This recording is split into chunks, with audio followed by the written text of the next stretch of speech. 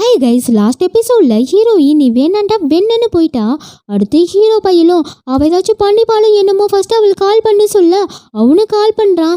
என்ன டோபர் தலையா, அவன் தானே கால் பண்ண சொன்னா, நான் ஒன்றும் வெக்ஸெல்லாம் ஆகல, அதுவும் இல்லாம எனக்கு இதான் ஒரு மேட்ரே இல்லைன்னு சொல்லிடுறான். டோபர் தலையினும் அந்த பாரபட்சமே இல்லாம அப்படியே சொல்ல, என்ன அவ அப்படியே சொன்னா, அவள் லிமிட் அவ ரொம்ப தான் தாண்டி போயிட்டு இருக்கா, அவளை நான் பாத்துக்கிறேன், இங்க பாரு. ஆனா இந்த மேட்ரு மட்டும் வெளியே தெரிஞ்சிச்சு, ஐயோ கண்டிப்பா பாஸ் நான் அதை யார்கிட்டயுமே சொல்ல மாட்டேன்னு ஓடிடுறான். படுபாவி எப்படி சொல்லிட்டான் பாருன்னு இவ்வளோ அழுது வடைஞ்சிட்டு இருக்க. இல்ல இனிமே நான் அவனை நினைக்கவே மாட்டேன். ஆனா என்னால இந்த அழுகையை கண்ட்ரோலே பண்ண முடியலையே கருமோ. நீ என்னடா என்ன தகுதி இல்லைன்னு சொல்றதுக்கு, உனக்கு தான் தகுதி இல்லைன்னு அவன் போட்டோவெல்லாம் கிழிச்சு போட அவ அம்மாவும் அப்பாவும் வீடியோ கால் பண்ண அவங்களும் பார்த்துட்டு என்னடி என்ன ஆச்சு, ஏன் உன் கண்ணெல்லாம் கலங்கி கிடக்கு, என்னங்க இங்க பாருங்க நம்ம பொண்ணு அழுதுட்டு கிடக்கான்னு சொல்ல, ஐயோ அம்மா அதெல்லாம் ஒண்ணு இல்லம்மான்னு இவளும் சமாளிக்க, யாரு எவன் என் பிள்ளைய புள்ளி பண்ணதுன்னு சொல்லுமா. தகப்பா அதெல்லாம் ஒண்ணு இல்ல, நான் ஒரு ஸ்கிரிப்ட் படிச்சேனா அது கொஞ்சம் சேட் ஸ்டோரியா இருந்துச்சு, வேற ஒண்ணு இல்லைன்னு இவளும் சமாளிக்கா. இந்த புள்ள நம்மள பணத்துக்காக தான் லவ் பண்ணுதோன்னு இவனும் அவளை தப்பா நினைக்கான். அடுத்த நாள் ஹீரோயினும் அவ ஃப்ரெண்டை பார்க்க போக அப்ப ஹீரோ தங்கச்சிக்காரியும் அவ ஃப்ரெண்டை இழுத்துட்டு வரா.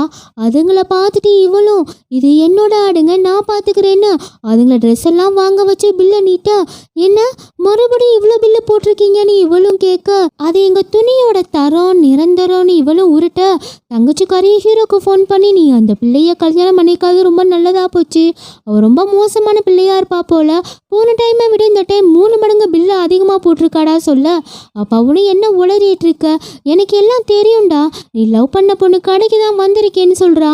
அப்ப அவனும் நான் லவ் பண்ண பொண்ணு பேரு மியான்னு சொல்ல, அப்ப டேங்கு கிடையாதான்னு இவளும் முழிக்கா, அவ தான் எனக்கு ஹெல்ப் பண்ண பொண்ணுன்னு எல்லாத்தையும் புரிய வைக்க, சரி நான் உனக்கு காசு அனுப்புறேன், நீ அவ சொல்ற விலைக்கே வாங்கிக்கோன்னு சொல்றான். அப்பெல்லாம் எனக்கு ஓகேன்னு இவளும் இழிச்சிட்டு எங்க அண்ணன் உங்களுக்கு தெரியுமாம்ல கேட்க, அப்படியா யாரு, அவளும் ஹீரோ பேரு சொல்ல, என்ன அவன் தங்கச்சியான்னு இவளும் முழிக்கிறான்.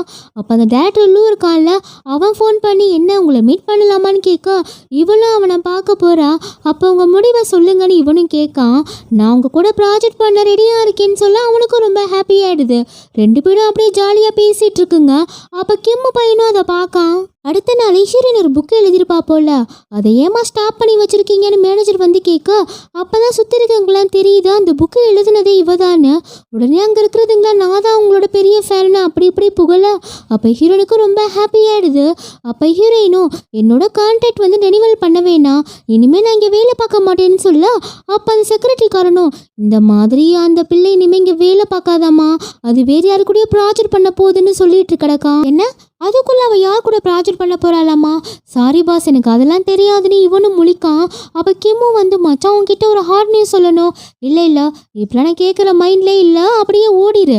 அப்படியா, அது என்னன்னா இது மாதிரி ஹீரோயின் இருக்கால அவளை ஒரு பையன் கூட பார்த்தேன். இல்ல எதுக்குப்பா, நீயும் வேலையை பாரு, நான்லாம் டிஸ்டர்ப் பண்ணல.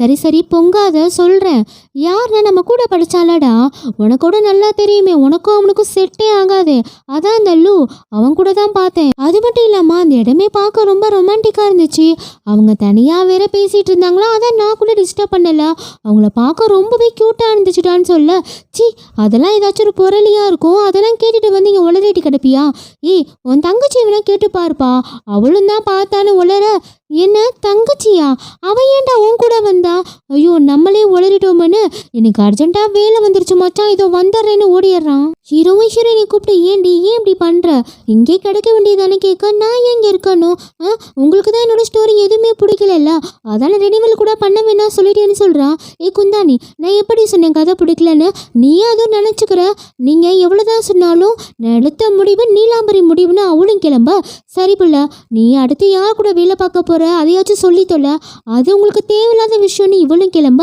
இவனுக்கும் ஒரு மாதிரி கஷ்டமா இருக்கு. ஹீரோயினும் லூவா பார்த்து ஸ்கிரிப்டை கொடுக்க அவனும் பார்த்துட்டு செம்மையா இருக்கு சூப்பரா இருக்கு, உங்ககிட்ட நிறைய டேலண்ட் இருக்கு, சோறு இருக்கு குழம்பு இருக்குன்னு பேசிட்டு வரப்ப அப்ப ஹீரோவையும் பார்த்துடுறான். என்னடா உன்னை பார்த்து ரொம்ப நாளாச்சு எப்படி இருக்குன்னு கேட்க, கொஞ்ச நேரத்துக்கு முன்னாடி வரையும் நல்லா தான் இருந்தேன்னு இவனும் முனவ, சரி ஏன் எம்ப்ளாய் கூட உனக்கு என்ன பேச்சு, அப்படியா அவள் ஃப்யூச்சரில் ஏன் எம்ப்ளாய் ஆக போகிறான்னு 2 பேரும் அடிச்சுக்க, இவளும் பார்த்துட்டு அட எம்ப்ளாய்க்கு பிறந்தவங்களான்னு இது வேலைக்காவதுன்னு அவளும் கிளம்ப, இப்போ பாருன்னு அவனும் லூ முன்னாடி கெத்தா ஏ புள்ள நில்லுன்னு கூப்பிட, அவளும் போடா டேஷ்னு போயிடுறா. இவனுக்கும் நம்மளை மாமா சுற்றி வந்த பிள்ளை இப்போ நம்ம மேலேயே வாமிட் பண்ணுதேன்னு காண்டாக. அப்போ அங்கே வேலை பார்க்குறவங்கலாம் ஹீரோயினி இது மாதிரி லோக்கிட்ட சடனா போறதுக்கு என்ன காரணமா இருக்கும்? ஹீரோ கூட தானே சுத்திட்டு கடந்தானே எங்கெல்லாம் காசி பேச. அப்ப அவனும் வந்து எல்லாத்தையும் கேட்டுட்டு ஆமா சொல்லுங்க என்ன காரணமா இருக்கும்னு கேட்க, அப்ப செக்ரட்டரிக்காரனும் வாண்டடா வந்து சிக்க, எங்க நீ சொல்லு பாப்போன்னு இவனை கேட்க, என்ன நானா? பாஸ் ஒருவேளை அவங்க ஃப்ரெண்ட்ஸ் இல்லைன்னா கபிள்ஸ் ஆக பிளான் பண்ணியிருக்கலான்னு இவனும் வாய்க்கு வந்தபடி உளர, இந்த மாதம் உனக்கு சம்பளம் கிடையாதுன்னு அவனும் கோவமா போக, உங்கள் பிரச்சனை ஏன்டா என்ன இழுக்கிறீங்கன்னு அவனும் கதறிட்டு கிடக்கான். நெக்ஸ்ட் சீனில் ஹீரோயினும் நான் ஜாபை ரிசைன் பண்ணலான் இருக்கேன்னு சொல்ல, ஏன்டி என் உசுரை எடுக்கிற? உனக்கு அந்த ஆளு காசு ஏதோ நிறைய தரேன்னு சொல்லிட்டானா, அதான் அங்கே போறியான்னு கேட்க, அவளும் காண்டாகி ஆமா எப்படி கரெக்டாக சொன்னீங்க அதான் அங்கே போறேன்னு கோவமா போயிடுறான். என்னை பற்றி எவ்வளோ கேவலமாக நினைக்கிறான் பாருன்னு இவளுக்கும் ரொம்ப கஷ்டமாக இருக்குது. அப்போ லூ ஹீரோனி கிட்ட கான்ட்ராக்ட் சைன் போகிறதுக்காக ஃபார்ம் அனுப்பியிருக்கா. அதை பார்த்துட்டு இவளுக்கும் குஷியாக இருக்குது. ஏண்டா இப்படி இலை விழுந்த மாதிரி மூஞ்ச வச்சிருக்கா, அந்த பிள்ளைகிட்ட போய் பேசி தான் தொலையேன், நீ மூடி எனக்கு தெரியும் சொல்ல. அப்போ அவளும் பார்த்துட்டு என்ன இவன் முகத்துலேயும் முழிக்கக்கூடாதுன்னு பார்த்தேன், திரும்ப திரும்ப இவன் முகத்துலேயும் முழிக்கிறோமேன்னு அவளும் போகலாமா வேணாமா நிற்கா.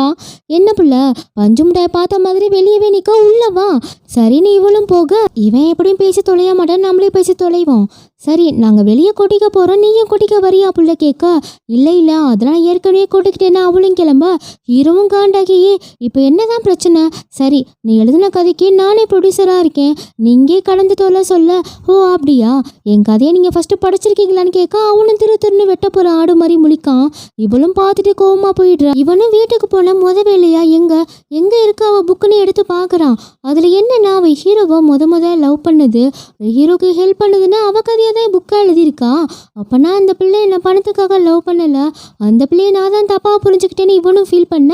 அப்போ மேனேஜர் சொல்கிறாங்க, உனக்கு தெரியுமா எந்த லூசிக்கிறிக்கோ நீ எழுதின புக்கா 1000 புக்கு வேணும்னு கேட்டிருக்கா, நீ கண்டிப்பாக அவளுக்கு தேங்க்ஸ் சொல்லணும்னு கொடுக்க. பார்த்தா ஹீரோ தங்கச்சிக்காரி தான். அவளும் நான் இத்தனை புக்கு வாங்கியிருக்கேன்ல, ப்ளீஸ் நான் கேட்குறதுக்கு பதில் சொல்லுங்கன்னு.